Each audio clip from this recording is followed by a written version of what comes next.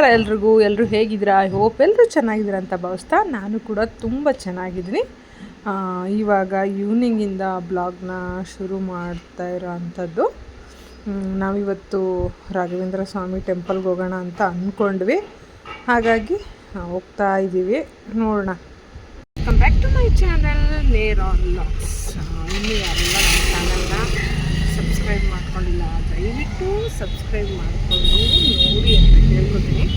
ಇವತ್ತು ರಾಯರ ವಾರ, ಎಲ್ಲರಿಗೂ ಒಳ್ಳೆಯದಾಗಲಿ ಅಂತ ಈ ವಿಡಿಯೋನ ಶುರು ಮಾಡ್ತಾಯಿದ್ದೀನಿ. ಇವತ್ತೇನು ಗೊತ್ತಾ ವಿಶೇಷ, ನಮ್ಮ ಮನೆಯವರು ಇದ್ದಕ್ಕಿದ್ದ ಹಾಗೆ ಎಷ್ಟು ದಿವಸದಿಂದ ಹೇಳ್ತಾ ಇದ್ದೀನಿ ಆ ದೇವಸ್ಥಾನಕ್ಕೆ ಕರ್ಕೊಂಡೋಗಿ ಅಂತ.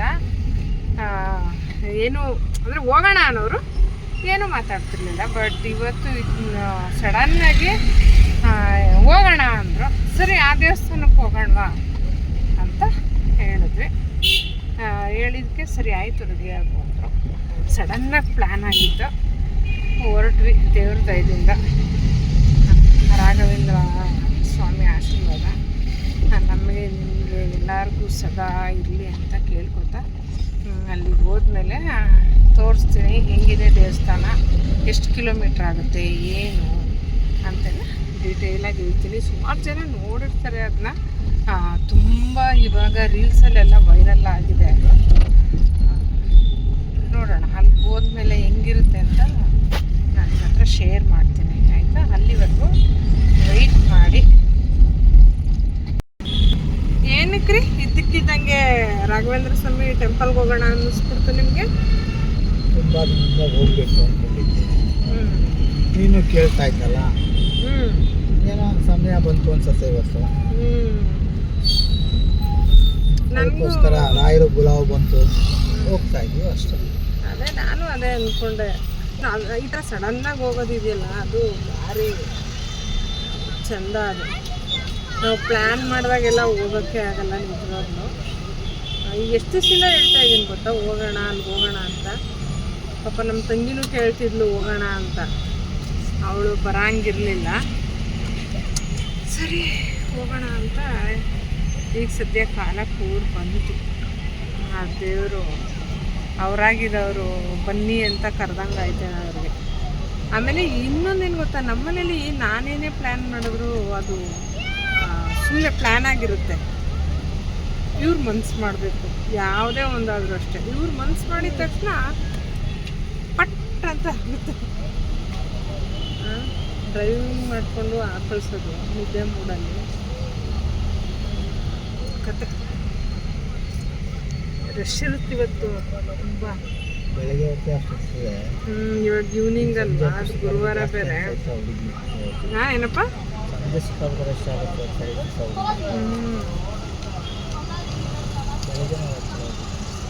ಬೆಳಿಗ್ಗೆಯಲ್ಲಿ ನೀವು ಬ್ಯುಸಿ, ನಾನು ಬ್ಯುಸಿ.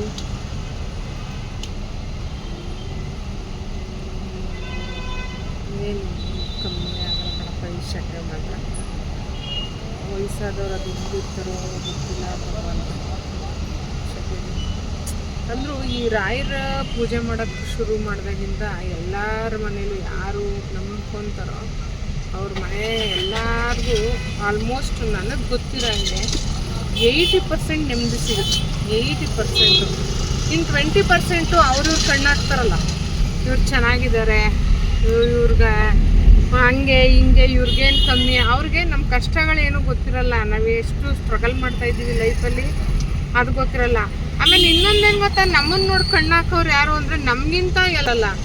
ಅವ್ರಿಗೆ ಸಂಬಳಗಳು ಬರ್ತಿರುತ್ತೆ, ಒಳ್ಳೆ ಪೊಸಿಷನಲ್ಲಿ ಇರ್ತಾರೆ, ಎಲ್ಲನೂ ಇರುತ್ತೆ. ಅದೇ ಆಗಲೇ ಹೇಳ್ತಿದ್ನಲ್ಲ, ನಮ್ಮವರೇ ನಮಗೆ ಕಣ್ಣು ಹಾಕೋಂಥದ್ದು. ನಾವೇನೋ ಒಂದು ಕಡೆ ಓಡೋದು ಬರೋದು ಮಾಡಿದ್ರೆ ಅಯ್ಯೋ ಅವ್ರಿಗೇನು ಓಡಾಡ್ಕೊಂಡು ಚೆನ್ನಾಗವ್ರೆ, ಅಯ್ಯೋ ಅವ್ರಿಗೇನು ಹಂಗವ್ರೆ, ಅವ್ರಿಗೇನು ಹಂಗೆ ಬಟ್ಟೆ ಹಾಕೋತಾರೆ. ಅದ್ರ ಹಿಂದೆ ಇರೋ ಸ್ಟ್ರಗಲ್ಲು ಆ ಭಗವಂತನಿಗೆ ಅಷ್ಟೇ ಗೊತ್ತು. ಹಂಗಂದ್ಬಿಟ್ಟು ನಮ್ಮ ಕಷ್ಟ ತೋರಿಸಿದ್ರೆ ನೋಡ್ತಾರೆ, ಖಂಡಿತ ಅಯ್ಯೋ ಇವ್ನಿಗೆ ಇದೇ ಆಯಿತು ಅಂತಾರೆ.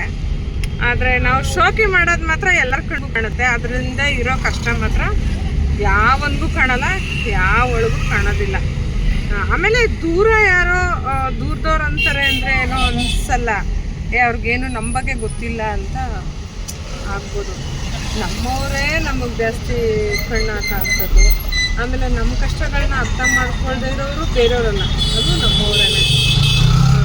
ಅವರು ನಮಗಿಂತ ಚೆನ್ನಾಗೇ ಓಡಾಡ್ತಾರೆ, ನಾವು ತೋರಿಸ್ಕೊತೀವಿ, ಅವ್ರು ತೋರಿಸ್ಕೊಳ್ಳಲ್ಲ, ಕದ್ದು ಮುಚ್ಚಿ ಓಡಾಡ್ತಾರೆ, ಅಷ್ಟೇ ವ್ಯತ್ಯಾಸ ಅಲ್ವೇನ್ರಿ? ನಾವು ರಾಜಾರೋಷವಾಗಿ ಓಡಾಡ್ತೀವಿ. ಕೆಲವ್ರು ಹೆಂಗೆ ಅಂತಂದ್ರೆ ಏನಿದ್ರು ಶೋಕಿ ಮಾಡಕ್ ಬರಲ್ಲ, ಮುಂದೆ ಇವಕ್ಕೆ ಸುತ್ತಕ್ಕೆ ಬರಲ್ಲ, ಸುತ್ತೋರ್ಕೊಂಡ್ರು ಸಹಿಸ್ಕೊಳ್ಳೋದಿಲ್ಲ. ನಾವು ಕಷ್ಟಪಡ್ತೀವಿ, ಸುತ್ತೀವಿ. ಗಂಟು ಬೇಕು ನಂಟು ಬೇಕು ಅಂತ ಅಂದ್ರೆ ಎಲ್ಲಿ ಬರುತ್ತೆ ಅಲ್ವಾ? ಸೊ ಹಾಗಾಗಿ ನಾ ಹೇಳೋದು, 100 ರೂಪಾಯಿ ಸಂಪಾದನೆ ಮಾಡಿದ್ರೆ 30 ರೂಪಾಯಿ ಸುತ್ತಕ್ಕೆ ಖರ್ಚು ಮಾಡ್ತೀವಿ ನಾವು. ಇರೋದೊಂದು ಜೀವನ. ನಾವೇನು ಹಂಗೆ ಅಂದ್ಬಿಟ್ಟು 3 ಹೊತ್ತು ಸುತ್ಕೊಂಡು ನಿಂತಿರ್ತೀವ? ಏನಿಲ್ಲ, ನಮ್ಮ ಪಾಡಲ್ಲಿ ನಾವು ದೇವಸ್ಥಾನನೋ ಅಲ್ಲೋ ಇಲ್ಲೋ ಲೋಕಲ್ಲೋ ನೋಡೋಣ. ದೇವ್ರ ಅನುಕೂಲ ಕೊಟ್ಟರೆ ಫಾರಿನ್ ಟ್ರಿಪ್ಪು ಮಾಡುವ, ಅಲ್ವೇನ್ರಿ? ಎಲ್ಲದಕ್ಕೂ ಟೈಮ್ ಬರಬೇಕು ಅಷ್ಟೇ. ಆದರೆ ನಾವು ಹೇಳ್ತೀವಿ, ನಾವು ಯಾವಾಗ ಚಾನ್ಸ್ ಸಿಕ್ಕಿದ್ರು ಮಿಸ್ ಮಾಡ್ಕೊಳ್ಳಲ್ಲ. ಒಂದು ಮತ್ತೆ ಇನ್ನೊಂದು, ನಾವು ಯಾರನ್ನು ನೋಡಿ ಒಟ ಕಿಚ್ಚಿಕೊಡಲ್ಲ. ಅದು ಯಾಕೆ ಹೇಳ್ತೀನಿ ಅಂದರೆ, ನಮಗೆ ಗೊತ್ತು ನಾವೆಷ್ಟು ಕಷ್ಟಪಡ್ತಾ ಇದ್ದೀವಿ ನಾವು ಜೀವನ ಮಾಡೋಕ್ಕೆ, ಎಷ್ಟು ಅದ್ರ ಹಿಂದೆ ಟೈಮ್ ಓಡಬೇಕು, ಅದ್ರ ಹಿಂದೆನೇ ಎಷ್ಟು ಫಾಲೋ ಅಪ್ ಮಾಡಬೇಕು, ಯಾರ ಹತ್ರ ಹೆಂಗೆ ಮಾತಾಡಬೇಕು, ಎಲ್ಲ ಎಕ್ಸ್ಪೀರಿಯೆನ್ಸ್ ನಮ್ಗೆ ಆಗ್ತಾಯಿದೆ. ಸೊ ಅವರು ಅಷ್ಟೆಲ್ಲ ಕಷ್ಟ ಪಡದೆ ಬಂದ್ಬಿಡ್ತಾರ? ಇಲ್ಲ, ಅವರೂ ಕಷ್ಟಪಡ್ತಾರೆ. ಸೊ ಹಂಗಾಗಿ ನಾವೇನು ಯಾರಿಗೂ ಆ ಥರ ಮುಂದೆ ಬರೋರಿಗೆ ಎಂಕರೇಜ್ ಮಾಡ್ತೀವಿ ಅಥವಾ ನಮ್ಮ ಕೈಲಾದಷ್ಟು ಚೆನ್ನಾಗಿ ಹೇಳ್ತೀವಿ ಹೊರತು, ಅಥವಾ ಚೆನ್ನಾಗಿದೆ ಅಂತ ಹೇಳ್ತೀವಿ, ನಮ್ಮ ಕೈಲಿ ಏನು ಹೇಳೋಕ್ಕಾಗಿಲ್ಲ ಅಂದರು. ಬಟ್ ಕೆಲವರು ಹಂಗಲ್ಲ, ನಮ್ಮ ನೋಡಿದ್ರೆ ಅವ್ರು ಇರ್ತಾರೆ, ನಮ್ಮ ಹತ್ರನೇ ತಿಂದಿರ್ತಾರೆ, ನಮ್ಮ ಹತ್ರನೇ ಉಂಡಿರ್ತಾರೆ, ಆಮೇಲೆ ನಮ್ಮ ಬಗ್ಗೆನೇ ಮಾತಾಡ್ತಾರೆ. ಏನು ಮಾಡೋದು? ಇವತ್ತು ದೇವಸ್ಥಾನಕ್ಕೆ ಹೋಗ್ತಾ ಇದ್ದೀನಿ, ಒಳ್ಳೆ ಮೂಡಲ್ಲಿದ್ದೀನಿ, ಅಂಥವ್ರ ದೃಷ್ಟಿ ಹಾಕೋರ ಬಗ್ಗೆ ಮಾತಾಡೋಕ್ಕೆ ನನಗೆ ಮನಸ್ಸಿಲ್ಲ. ಬಟ್ ಹೇಳಬೇಕು ಅನ್ನಿಸ್ತು, ಒಂದೊಂದ್ಸಲ ನೆನಪಾಗ್ಬಿಡುತ್ತೆ. ಆಮೇಲೆ ನಮ್ಮ ವಿಡಿಯೋ ಇದೊಂದು ಮುಖ್ಯವಾದ ವಿಷಯ ನಿಮಗೆ ನಾನು ತುಂಬ ದಿನದಿಂದ ಶೇರ್ ಮಾಡಬೇಕು ಅಂತ ಇದ್ದೆ. ನಮ್ಮ ವಿಡಿಯೋ ನೋಡ್ಬಿಡೋದು, ಕದ್ದು ಮುಚ್ಚಿ ನೋಡ್ತಾರೋ ಹೆಂಗೆ ನೋಡ್ತಾರೋ ಅದು ಅವ್ರನೇ ಬರ. ನಾವೇನು ಪಬ್ಲಿಕ್ಗೆ ಬಿಟ್ಟಿದ್ದೀವಿ ನಮ್ಮ ಜೀವನ ಶೈಲಿ ಹೆಂಗಿದೆ ಅಂತ, ಅದು ನಮ್ಮ ಇಷ್ಟ. ಬಟ್ ಕದ್ದು ಮುಚ್ಚಿ ನೋಡ್ಬಿಡ್ತಾರೆ, ಲಿಂಕ್ ಕಳಿಸ್ತಾರೆ ಬೇರೆಯವ್ರಿಗೆ, ನೋಡಿ ಹೆಂಗೆ ಹಾಕಿದ್ದಾಳೆ ಅಂತ. ನಿಮಗೆ ಧೈರ್ಯ ಇದ್ದರೆ ನನ್ನ ಡೈರೆಕ್ಟಾಗಿ ನನ್ನ ಚಾನಲಲ್ಲೇ ಬಂದು ಕಮೆಂಟ್ ಮಾಡಿ, ಯಾವಾಗ ಹೋಗ್ತೀನಿ ಅದನ್ನ ಬಿಟ್ಬಿಟ್ಟು ಅಲ್ಲಿ ಇಲ್ಲಿಗೆ ಹಾಕ್ಬಿಟ್ಟು ಏನು ಹೆಂಗೆ ಹಾಕಿದ್ದಾಳೆ ಹಂಗೆ. ಅವರು ಸರಿಯಾಗಿ ಆನ್ಸರ್ ಮಾಡಿದ್ದಾರೆ, ನೀನು ತಾಕತ್ತಿದ್ರೆ ಅಲ್ಲ ಆನ್ಸರ್ ಮಾಡು ಅಂತ ಅವರು ಸರಿಯಾಗಿ ಹೇಳಿರೋದೆ. ಲಿಂಕ್ ಬೇರೆ ಕಳಿಸೋದು ನಮ್ಮ ವಿಡಿಯೋ ನೋಡ್ಬಿಟ್ಟು, ನೋಡ್ರಿ ಹಂಗೆ ಹಿಂಗೆ ಅಂತ. ಮಾನ ಮರ್ಯಾದೆ ಇಲ್ಲ ಅವಕ್ಕೆ. ನಾವು ಅವ್ರ ಸುದ್ದಿಗೆ ಹೋಗ್ತೀವ, ಅವರು ವಿಷಯಕ್ಕೆ ಹೋಗ್ತೀವ, ಮಾತಾಡ್ತೀವ, ಎಂಥದ್ದು ಇಲ್ಲ ತಾನೆ. ಮತ್ತೇನಕ್ಕೆ ನಮ್ಮ ಬಗ್ಗೆ ನೋಡ್ಬಿಟ್ಟು ಕದ್ದು ಮುಚ್ಚಿ ನೋಡೋದು, ಕಮೆಂಟು ಬೇರೆ ಕಡೆ ಹಾಕೋದು. ಧೈರ್ಯ ಇದ್ದರೆ ನಮ್ಮ ಚಾನಲಲ್ಲೇ ಹಾಕಿ ನೋಡುವ ಕಮೆಂಟ್ನ. ನಮ್ಮ ಇಷ್ಟ, ನಮ್ಮ ಜೀವನ, ನಾವೇನೋ ಒಂದು ಮಾಡ್ಕೊತೀವಿ, ನಮ್ಮ ಟೈಮ್ ಪಾಸು. ನಮಗೇನು ಗೊತ್ತಾ, ಬ್ಯುಸಿ ಇರಬೇಕು ಲೈಫಲ್ಲಿ, ಅವ್ರ ಬಗ್ಗೆ ತಲೆ ಕೆಡಿಸ್ಕೊಳ್ದೆ ಕುತ್ಕೊಳ್ಳೋಕೆ ನಮ್ಗೆ ಇಂಟ್ರೆಸ್ಟ್ ಇಲ್ಲ. ಹಂಗಾಗಿ ನಾವೇನೋ ಒಂದು ನಾವು ಆ್ಯಕ್ಟಿವಿಟಿ ಮಾಡ್ಕೊಂಡು ಬ್ಯುಸಿ ಇರ್ತೀವಿ. ಅದನ್ನು ಇವರು ತಪ್ಪು ತಿಳ್ಕೊಂಡು ಹಂಗಾಗ್ತಾಳೆ ಹಿಂಗಾಗ್ತಾಳೆ, ಹೀಗೆ ಯಾವನ್ನ ಇದನ್ನೆಲ್ಲ ಕೇಳೋಕ್ಕೆ ನಮ್ಮ ತಂದೆ ತಾಯಿನೇ ಕೇಳಲ್ಲ, ನನ್ನ ಗಂಡನೇ ಕೇಳಲ್ಲ, ನನ್ನ ಗಂಡನ ಮನೆಯವರು ಕೇಳಲ್ಲ. ಕೆಲವೊಂದು ಹಿಂಗೆ ಮಾಡೋದು, ಶೇರ್ ಮಾಡೋದು, ನೋಡ್ಬಿಟ್ಟು ಲಿಂಕು. ಒಂದೇ 1 ಕಿಲೋಮೀಟ್ರ್ ಇದೆ ರಾಯರ್ನ ನೋಡಲಿಕ್ಕೆ. ಎಕ್ಸೈಟ್ಮೆಂಟು ಇವಾಗ ಇದೇನಾ ಭತ್ತ? ಇಲ್ಲಲ್ಲ, ರಾಯರ್ ಮಾಡ್ತಿದ್ದ. ಸ್ವಲ್ಪ ದೊಡ್ಡದಿರ್ಬೇಕಿತ್ತು, ಚಿಕ್ಕದಿದೆ.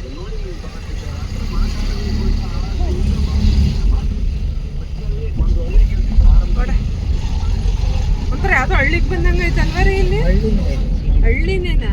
ಒಳ್ಳೆ ಚಿಕ್ಕ ಹಳ್ಳಿ ಕಣ್ಣಾಗ ಕಾಣಿಸ್ತೈತೆ ನೋಡ್ರಿ. ಇಲ್ಲಿ ಮನೆ ಎಲ್ಲ ಹೆಂಚಿನ ಮನೆಗಳು, ಹಳ್ಳಿನೇ. ಹೌದು. ಈ ರಾಘವೇಂದ್ರ ಟೆಂಪಲ್ ಇರೋ ಅಂಥದ್ದು ತಾವರೆಕೆರೆಯಿಂದ ಸ್ವಲ್ಪ ಹತ್ರನೇ, ಅಲ್ಲಿಂದ 1 ಕಿಲೋಮೀಟರು ಒಳಗೆ ಹೋಗಬೇಕು. ನೋಡಿ ರೋಡೆಲ್ಲ ಮೊದಲು ರಿಪೇರಿ ಇತ್ತು, ಯಾರೂ ಇದನ್ನು ಕನ್ಫ್ಯೂಸ್ ಮಾಡ್ಕೊಬೇಡಿ. ತಾವರೆಕೆರೆಯಿಂದ ಸ್ವಲ್ಪ ರೈಟಿಗೆ ತೊಗೊಂಡ್ರೆ ಅಲ್ಲೇ 1 ಕಿಲೋಮೀಟ್ರಲ್ಲಿ ಸಿಗುತ್ತೆ ದೇವಸ್ಥಾನ. ತುಂಬ ಚೆನ್ನಾಗಿದೆ, ರೋಡೂ ಅಷ್ಟೇ ತುಂಬ ಚೆನ್ನಾಗಿದೆ. ಆದರೆ ದೇವಸ್ಥಾನ ಇನ್ನೂ ಸ್ವಲ್ಪ ಕೆಲಸ ನಡೀತಾ ಇದೆಯಂತೆ. ಆ ರೋಡಂತೂ ಫುಲ್ಲು ನೀಟಾಗಿ ಆಗಿದೆ. ಯಾರೆಲ್ಲ ಹೋಗಬೇಕು ಅನ್ಕೋತಾ ಇದ್ದೀರಾ ದಯವಿಟ್ಟು ಹೋಗಿ. ಮತ್ತು ಇಲ್ಲಿ ಹೋಗಿ ಬಂದರೆ ಭಾಳ ಒಳ್ಳೆಯದು. ಮತ್ತು ಇಲ್ಲಿನ ವಿಶೇಷತೆ ಏನಪ್ಪ ಅಂದರೆ ತೆಂಗಿನಕಾಯಿಗಳನ್ನ ಕಟ್ಟೋ ಅಂಥದ್ದು, ಹರಕೆನ ಹೊತ್ಕೊಂಡು ತೆಂಗಿನಕಾಯಿಗಳನ್ನ ಕಟ್ಟೋ ಅಂಥದ್ದು. ನೋಡಿ ಇದೇ ದೇವಸ್ಥಾನ ಬಂತು. ಆ ಕಟ್ಟಡ ಎಲ್ಲ ಕೆಲಸ ನಡೀತಾ ಇದೆ, ಹಾಗಾಗಿ ಸ್ವಲ್ಪ ನಿಧಾನವಾಗಿ ಹೋಗ್ಬೇಕಾಗತ್ತೆ. ವಯಸ್ಸಾದವರೆಲ್ಲ ಸ್ವಲ್ಪ ಹುಷಾರಾಗಿ ಹೋಗಿ ಅಂತ ಹೇಳ್ತೀನಿ, ಯಾಕೆಂದರೆ ನಮ್ಗೆ ಅನುಭವ ಆಗಿದೆ. ಇನ್ನೂ ಅಲ್ಲಿ ಟೈಲ್ಸ್ ಕೂಡ ಏನೂ ಹಾಕಿಲ್ಲ. ಒಂದು ಖುಷಿ ಆಯಿತು ಅಂತಂದರೆ ಹೋದ್ವಿ, ದರ್ಶನ ಅಂತೂ ತುಂಬ ಅಂದರೆ ತುಂಬ ಚೆನ್ನಾಗಾಯಿತು ನಮಗೆ. ಅದು ಒಂದು ಹೋಗ್ದಾಗ್ಲೇ ಅಲ್ಲಿ ಮಹಾಮಂಗಳಾರತಿ ಕೂಡ ನಡೀತಾ ಇತ್ತು. ಅದೊಂದು ನೆಮ್ಮದಿ, ಅದೇನೋ ಗೊತ್ತಿಲ್ಲ, ರಾಯರೇ ನಮ್ಮನ್ನು ಕರೆದಂಗೆ ಆಯಿತು. ನಿಜವಾಗ್ಲೂ ಅಂದ್ಕೊಂಡಿರಲಿಲ್ಲ ನಾವು ಈ ಗುರುವಾರ ದೇವ್ರನ್ನ ನೋಡ್ತೀವಿ ಅಂತ. ಅದೊಂದು ಸಮಾಧಾನ ನಮಗೆ. ಮತ್ತು ಅಲ್ಲೇ ಅನ್ನದಾನನೂ ನಡೆಯುತ್ತೆ ಯಾವಾಗಲೂ. ಇನ್ನು ಇದು ಬೆಂಗಳೂರವ್ರಿಗೆ ತುಂಬ ಹತ್ರ ಇರೋ ಅಂಥದ್ದು. ತಾವರೆಕೆರೆಯಿಂದ 1 ಕಿಲೋಮೀಟರ್ ಒಳಗಡೆ ಅಷ್ಟೇ ಆಗಿರುತ್ತೆ. ಯಾರೆಲ್ಲ ನೀವು ಮಂತ್ರಾಲಯಕ್ಕೆ ಹೋಗೋಕ್ಕಾಗ್ತಾ ಇಲ್ಲ ಅಂತಾರೋ ಅಂಥವ್ರು ಹೋಗಿ ಇಲ್ಲಿ ಒಂದು ಸಲ ದೇವ್ರಿಗೆ ಹೋಗಿ ಸಂಕಲ್ಪ ಮಾಡಿಕೊಂಡು ತೆಂಗಿನಕಾಯಿ ಕಟ್ಟೋ ಅಂಥದ್ದು. ಇಲ್ಲಿ ಇಷ್ಟು ವಾರ ಬರಬೇಕು ಅಂತ ಹೇಳ್ತಾರೆ ತೆಂಗಿನಕಾಯಿ ಕಟ್ಟಲಿಕ್ಕೆ. ಇನ್ನೊಂದೇನೆಂದರೆ ಅಲ್ಲೇ ತುಪ್ಪದ ದೀಪ ಆರತಿ ಮಾಡೋ ಅಂಥದ್ದು ದೊಡ್ಡ ಇದು ಅಗ್ನಿಕುಂಡ ಇರುತ್ತೆ. ಅಲ್ಲಿ 5 ದೀಪನೋ 9 ದೀಪನೋ 21 ದೀಪನೋ, ಅದು ನಿಮ್ಮ ಶಕ್ತಿ ಅನುಸಾರ ಇಚ್ಛೆ ಅನುಸಾರ ಅಲ್ಲಿ ದೇವರಿಗೆ ಸೇವೆಯನ್ನು ಮಾಡೋ ಅಂಥದ್ದು. ನಮಗಂತೂ ತುಂಬ ನೆಮ್ಮದಿ ಅನ್ನಿಸ್ತು ಟೆಂಪಲ್ಗೆ ಹೋಗಿ ಬಂದಮೇಲೆ. ಅದೇನೋ ಅದೊಂಥರ ಬ್ಲೆಸ್ಸಿಂಗ್ ಅಂತ ಹೇಳ್ಬೋದು.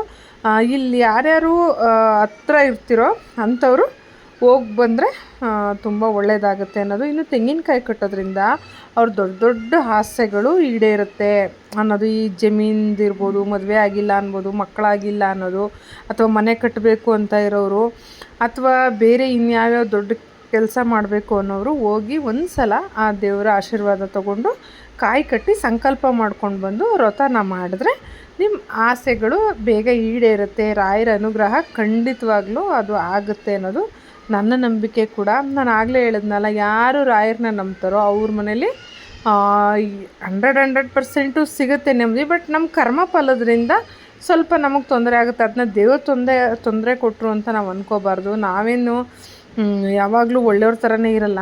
ಆವಾಗವಾಗ ನಾವು ಗೊತ್ತಿಲ್ಲದೆ ನಾವು ಕರ್ಮಗಳನ್ನ ಮಾಡ್ತಾಯಿರ್ತೀವಿ. ಹಾಗಾಗಿ ನಾನಿಲ್ಲಿ ಹೇಳ್ತಾ ಇರೋ ಅಂಥದ್ದು, ಒಂದು ಸಲ ಹೋಗ್ಬಿಟ್ಟು ಬನ್ನಿ. ತುಂಬ ಹತ್ರ ಇರೋದ್ರಿಂದ ನಾನಿದು ಹೇಳ್ತಾಯಿದ್ದೀನಿ. ಬೆಳಗ್ಗೆಯಿಂದ ಸಂಜೆವರೆಗೂ ಅಲ್ಲಿ ಟೆಂಪಲ್ಲು ತೆಗೆದಿರುತ್ತೆ. ಇನ್ನು ಆನ್ ದ ವೇ ನಮ್ಮ ತಂಗಿ ಮಗನ ಮಾತಾಡ್ಸೋಣ ಅಂತ